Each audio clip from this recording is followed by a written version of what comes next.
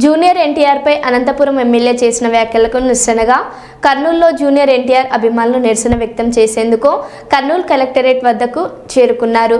ఎన్టీఆర్ అభిమానులను నిరసన వ్యక్తం చేయకుండా పోలీసులు అడ్డుకొని వారిని స్టేషన్కు తరలించారు. దగ్గుపాటి వెంకటేశ్వరరావును పార్టీ నుంచి సస్పెండ్ చేయాలని, ఆయనపైన టీడీపీ అధినేత చంద్రబాబు చర్యలు తీసుకోవాలని, జూనియర్ ఎన్టీఆర్కు క్షమాపణ చెప్పాలని అభిమానులు డిమాండ్ చేశారు.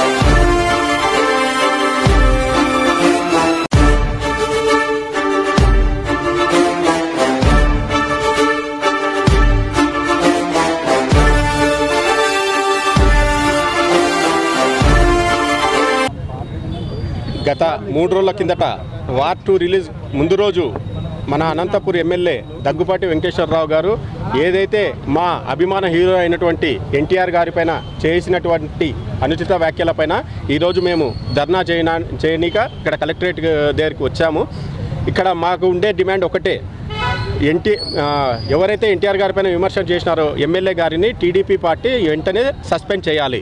చంద్రబాబు గారు, లోకేష్ గారు దీనిపైన దృష్టి పెట్టి పార్టీకి నష్టం కలిగించేటువంటి ఇటువంటి వ్యాఖ్యలు నెక్స్ట్ పునరావృతం కాకుండా, పార్టీకి చెడ్డ పేరు రాకుండా ఇటువంటి ఫస్ట్ టైం ఎమ్మెల్యే అయినటువంటి వెంకటేశ్వరరావు గారిని వెంటనే సస్పెండ్ చేసి ఆయనకు రాజకీయాల్లో కొనసాగే అర్హత లేదు.